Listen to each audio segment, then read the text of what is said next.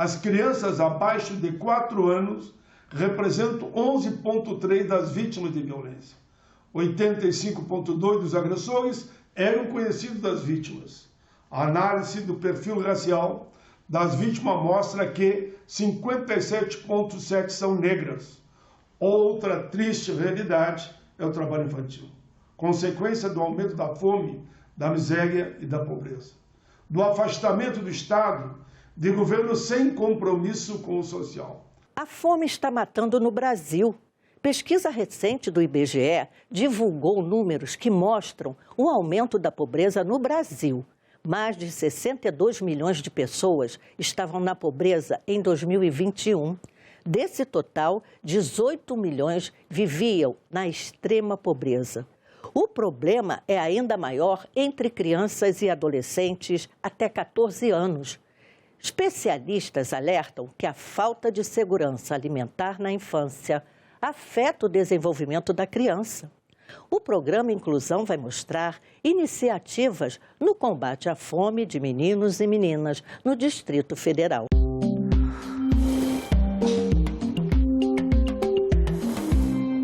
Solidários aos problemas que a infância enfrenta em todo o país, senadores querem mudanças e sugerem propostas para resguardar o direito básico de crianças, que é o de ter acesso à alimentação, direito garantido pela Constituição.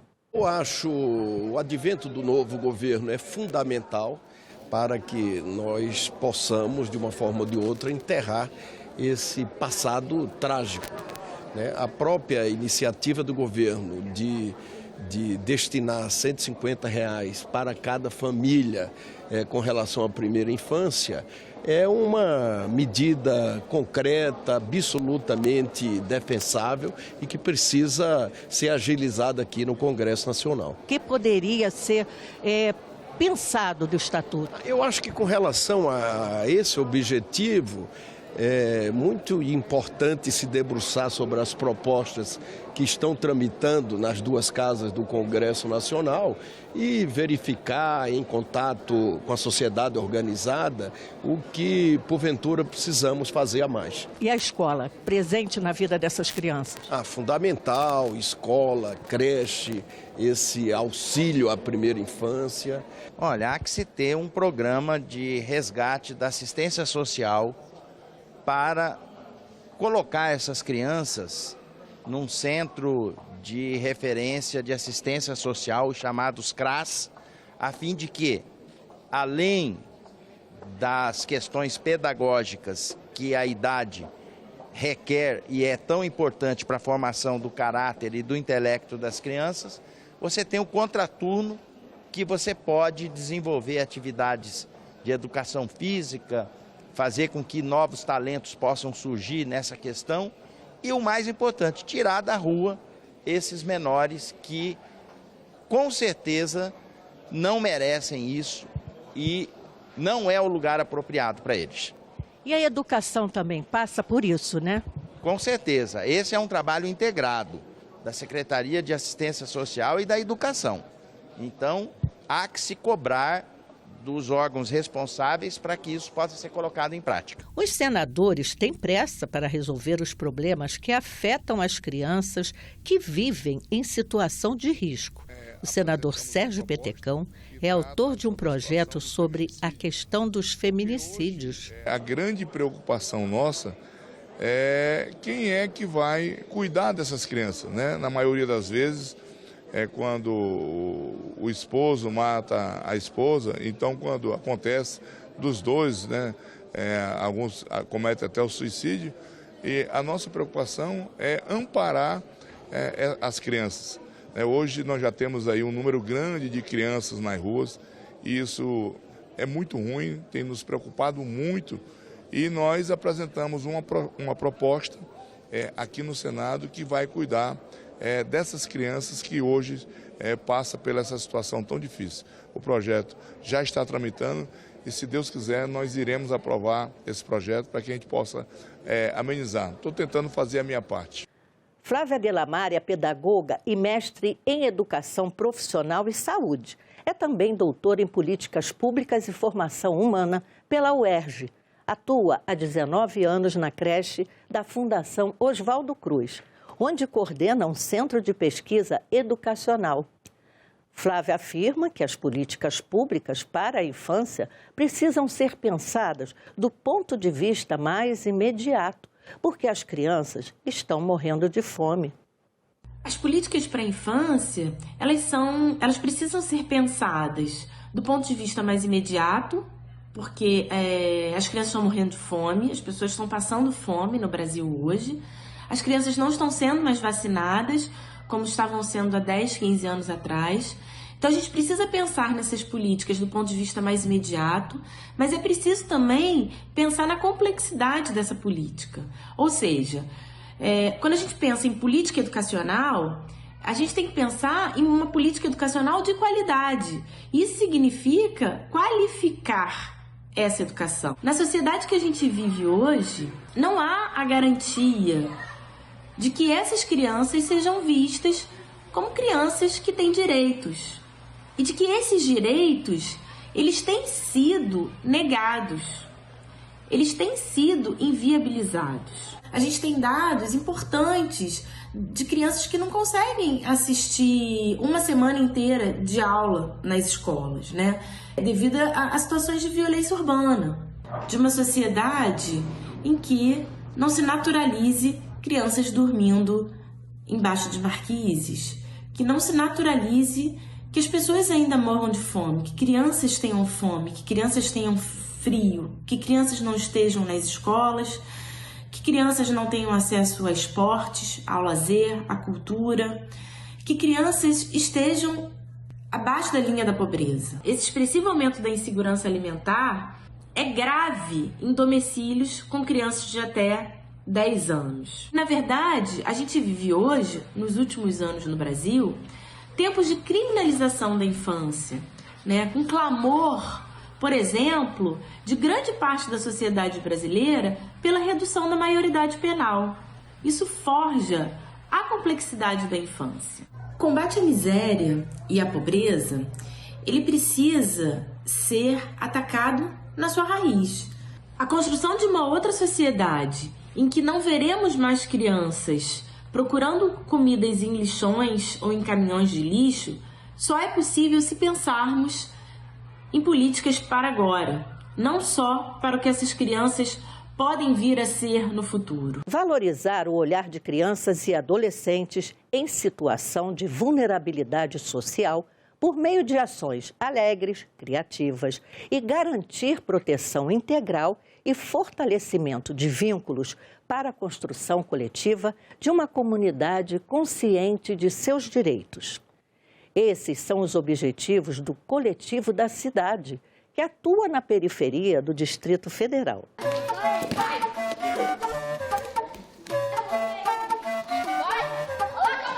Estamos aqui no Espaço Coletivo da Cidade, uma organização da sociedade civil. Vamos conversar agora com a coordenadora, que é a Denise. Oi, Denise, como é que você está? Tá bem? Olá, bom dia, sejam bem-vindos aqui no nosso espaço, aqui no Coletivo da Cidade. Aqui no Coletivo da Cidade a gente atua prioritariamente com as crianças e adolescentes aqui do espaço, aqui do território, executando um serviço de convivência e fortalecimento de vínculos, né? A gente atende crianças e adolescentes de 6 a 17 anos encaminhadas pelo CRAS. Quantas crianças e adolescentes tem aqui atualmente? Atualmente a gente atende 100 crianças e adolescentes do território. E elas são crianças de onde? Elas são aqui da Estrutural, são crianças que são encaminhadas pelo CRAS da Estrutural. Então a gente tem ali, justamente por fazer, né, essa execução do serviço de convivência e fortalecimento de vínculo, numa perspectiva mesmo de uma proteção básica, são crianças que vêm então encaminhadas desse serviço. E eles frequentam a escola também? Sim, é necessário, né? A gente também tem, além dos atendimentos com as crianças, a gente tem um acompanhamento psicossocial. Nesse acompanhamento psicossocial, a gente faz intervenções, né? Quando tem algum tipo de evasão escolar, situação de violência, a gente aciona a rede para garantir, então, que os direitos dessas crianças estejam ali sendo executados, né? A escola, então, entraria como um desses direitos.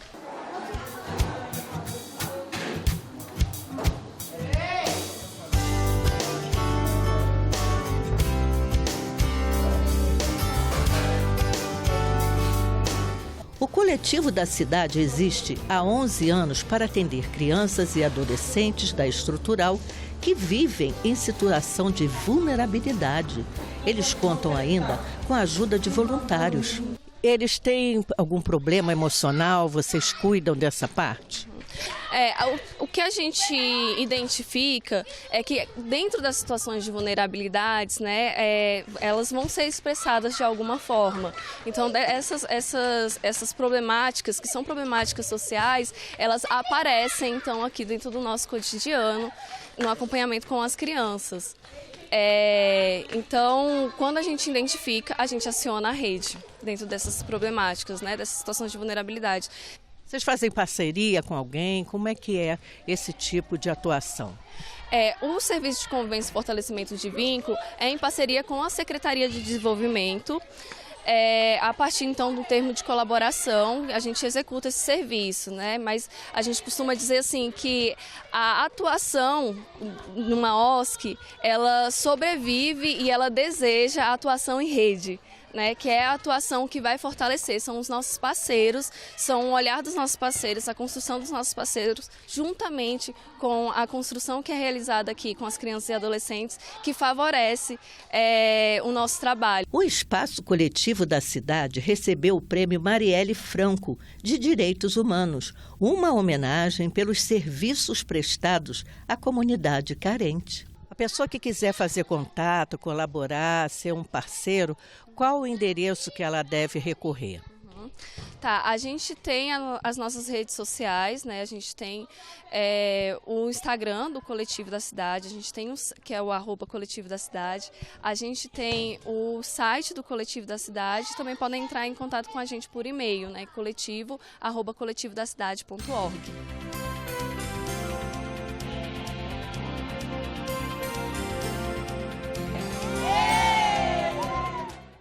O Unicef, o Fundo das Nações Unidas para a Infância, está no Brasil desde 1950, sempre atuando na garantia e na promoção dos direitos da infância e da adolescência. São crianças que estão à margem das políticas públicas e muitas vezes são invisíveis para a sociedade e para o governo. Sejam crianças em situação de rua, quilombolas, indígenas, que não têm acesso à escola, vacina e alimentação. A oficial de primeira infância do Unicef, Mayra Souza, explica a atuação do órgão da Unesco no Brasil. Eu trabalho de forma bem intersetorial com as diferentes áreas programáticas do Unicef, focando sempre na promoção do desenvolvimento infantil na primeira infância. Quais são os principais projetos do Unicef no Brasil? O Unicef está no Brasil desde 1950, sempre atuando na garantia e na promoção dos direitos da infância e da adolescência. Nós nos dividimos em áreas programáticas, então educação, saúde, saúde e nutrição, HIV, participação de adolescentes, proteção à criança, políticas sociais, higiene, saneamento e emergências. E dentro dessas áreas programáticas, nós temos uma série de ações, programas e iniciativas, mas a nossa principal estratégia de atuação se dá por meio do selo Unicef, que é uma estratégia que já está no Brasil também há mais de 20 anos, que é focada nessa articulação política, nessa mobilização social e comunitária. Que projetos vocês têm para crianças que vivem nas ruas, que não têm uma casa para morar? Nós temos um processo de advocacy, de articulação política e de incidência política justamente para garantir que os tomadores de decisão, que os políticos, os deputados, os prefeitos, governadores, governo federal, que todos os tomadores de decisão enxerguem as crianças em situação de maior vulnerabilidade. Especialistas ressaltam que a falta de acesso a alimentos na infância afeta o desenvolvimento delas. Verdade? Sim, infelizmente sim. Nós percebemos a volta do Brasil no mapa da fome e a fome é um fenômeno que afeta todo mundo, toda a sociedade sai perdendo, mas as crianças, sobretudo as crianças pequenas, sentem esses efeitos de uma forma mais direta. A maioria não tem pai, só tem a mãe, para cuidar. Sim, E muitas vezes os cuidadores, sobretudo quando a gente fala, né, de situações de extrema pobreza, de moradia inadequada, sem condições, né, de água e saneamento, muitas vezes os cuidadores estão focados em sobrevivência, né, em outras emergências ali do dia a dia, e não tem o tempo necessário para exercer o que a gente chama de parentalidade positiva, né, que é esse conjunto de somas e ações e valores de cuidado, de carinho, de atenção, de conversa com a criança. Então, isso é muito sério. Criado pelo Ministério da Saúde há 52 anos, o COMP, o Centro de Orientação Médica e Psicopedagógica, e o CAPSI, Centro de Atenção Psicossocial Infantil, tem o objetivo de atender crianças e adolescentes com algum distúrbio mental ou neurológico. Meninos e meninas são acolhidos por uma equipe multidisciplinar que presta assistência terapêutica e psiquiátrica. Em Brasília, o CAPSI funciona dentro do COMP. Além de medicamentos, os usuários têm assistência integral garantida nas oficinas terapêuticas. As famílias também recebem um atendimento. Hoje é um dia especial para todas as crianças que frequentam o CAPSI. Às vésperas do Natal, a equipe organizou a visita do Papai Noel para entregar os presentes de Natal. Referência em atendimento a crianças que sofrem de problemas psíquicos, persistente e grave, o CAPSI trabalha pautado no vínculo com a criança, com a família e a comunidade. E a sua função no CAPSI? Bom dia, eu sou Maírla Soares Rolim Castro, sou gerente da unidade, assistente social, trabalho aqui há 8 anos. A gente está falando de um serviço que existe há 24 anos dentro do prédio do COMP, um espaço emprestado, mas que existe toda uma movimentação, toda uma articulação para que a gente possa construir o nosso próprio espaço e que a gente possa atender uma população muito maior. Que muitas vezes te deixa sem ar, tantas gostosuras e pança sempre cheio. Tenho certeza que vão amar. É um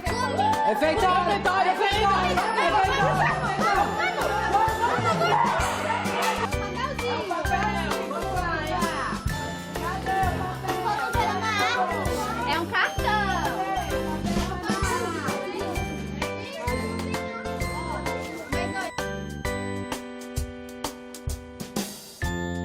O que é que o Papai Noel deu para você? É uma bola. Você gostou? Sim. Você ganhou o que do Papai Noel? Uma bola. Você gostou? Sim. Papai Noel é incrível, tal. Ele faz tudo que você pensa. O que você ganhou do Papai Noel? Bola e balinha. Você gostou? Gostei. E aí, Papai Noel, como é que é para o senhor vir aqui alegrar essas crianças, dar presente?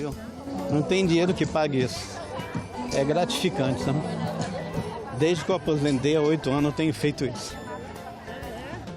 Voluntário. Você vê que é interessante, eles olham o Papai Noel, né, e sentem uma alegria, né? Poxa, é muito bacana. Eu faço isso só como agradecimento a Deus pela minha vida. Ho, ho, ho! Feliz Natal! Oi, eu sou Tatiana Acioli, sou psicóloga aqui no CAPSI Asa Norte. Essa comemoração aqui do Natal foi preparada pelas residentes da saúde da criança. A gente tem 2 programas de residência aqui. E aí elas que organizaram tudo, né? Com os bombeiros, foram pedir lá no Tagua Center os brinquedos para as crianças e tal. E aí a gente que organizou isso aqui para as crianças. Vocês sempre organizam festas? Geralmente sim. Agora depois da pandemia, né? Agora a gente tem sempre essas comemorações que faz parte do nosso trabalho, né? As crianças gostam? Adoram promover isso aqui. Obrigada. O médico psiquiatra da infância e adolescência, André Salles, explica quais os transtornos mais comuns que acometem os usuários. Que tipo de transtorno é mais comum aqui? Atualmente, a gente tem atendido mais os transtornos do desenvolvimento. Entre eles, ganha destaque, de fato, o autismo, né?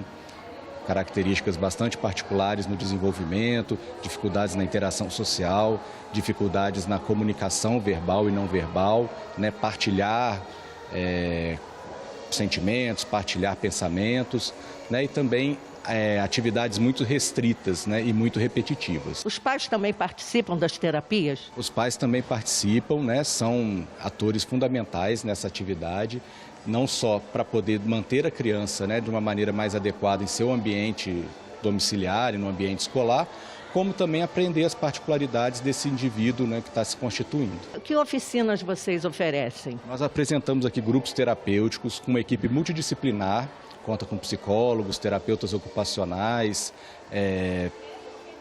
fonoaudiólogos, psiquiatras, né, uma infinidade de profissões para poder atender essa criança de uma maneira mais plural possível. Mas você tem ideia de quantas crianças são? A gente atende em média por volta aí de 120 atendimentos por semana. É muito, né? Bastante. A demanda é muito grande, né, para o município, para o Distrito Federal.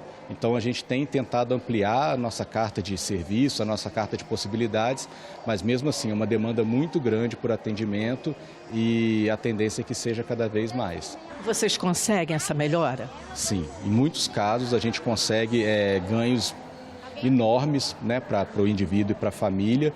E as crianças geralmente ficam muito satisfeitas, né, com os atendimentos aqui com a gente. O que mais você poderia falar para os nossos telespectadores da TV Senado a respeito do COMP, das crianças, do seu trabalho? É importante a gente lembrar que o COMP é um serviço de saúde mental, então a gente trata crianças que têm uma dificuldade maior, mas que a gente tem que cuidar da saúde mental da população de uma maneira geral, né? Não só das crianças, que é o nosso foco principal de atenção aqui, mas também dos pais, dos familiares, dos profissionais de saúde, dos profissionais de educação. Então todos que estão envolvidos com o desenvolvimento da criança precisam estar bem para que essa criança esteja bem também. É esse o recado que você deixa para a gente? Isso, o recado mais importante é a gente cuidar de si, cuidar da nossa saúde mental, para a gente poder estar bem para cuidar dos outros também. Muito obrigada. A médica pediatra Suzana Piva atende as crianças do COMP com asma, verminose, alergias e outras doenças, incluindo as de ordem mental. Que tipo de atendimento a senhora presta às crianças aqui do COMP? Aqui no COMP, como pediatra, eu avalio a saúde mental, mas também a parte clínica dessas crianças, né? Então, algumas crianças, aliás, todas, são acompanhadas em grupos terapêuticos e quando há necessidade vista por um colega, psiquiatra, psicólogo ou de qualquer outra especialidade, de que haja uma avaliação em pediatria, então essas crianças são encaminhadas para mim num ambulatório específico, quinzenal. São muitas crianças? Muitas crianças. Temos uma fila de espera aí de mais de 1.000 crianças, né? Na pediatria, os atendimentos são feitos para as crianças que já estão incluídas no COMP para atendimento em saúde mental. As mães acompanham também? Sim, toda consulta pediátrica, um adulto tem que estar acompanhando a criança. Jamais atendemos uma criança sozinha. Ela sempre está com a mãe, o pai ou um responsável. As crianças do COMP nós as temos no coração, né? Então, elas podem contar conosco em todos os momentos, né? Eu digo aos pais também que eles podem contar conosco, porque não é aquela criança, não é o asmático, é uma criança com problema de saúde mental que tem asma. Não é a criança com infecção urinária de repetição, é uma criança com problema de saúde mental que também tem infecções urinárias de repetição. Então, eu como pediatra preciso ver o corpo, a mente e até a alma dessa criança e dessa família.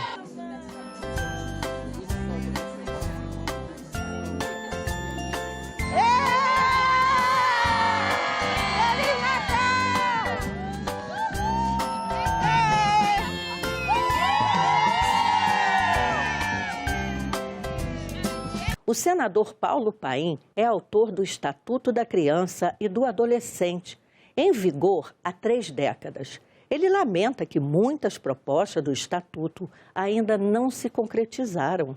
O Estatuto da Criança e do Adolescente é claro, quanto à proteção integral, pois todos têm o dever de zelar pela dignidade da criança e do adolescente, protegendo-os contra qualquer tratamento desumano, violento, aterrorizante, constrangedor. No dia 20 de novembro, a Convenção sobre os Direitos da Criança nas Nações Unidas completou 33 anos. considerado um dos instrumentos de direitos humanos mais importante na história universal, ratificado pelo Brasil em 1990 e por mais 196 países, continua sendo, infelizmente, desrespeitado. O Inclusão termina aqui. Se você quiser rever esse programa, é só acessar o site da TV Senado no endereço senado.leg.br/TV ou no canal do YouTube. Obrigada pela companhia e até a próxima. Tchau!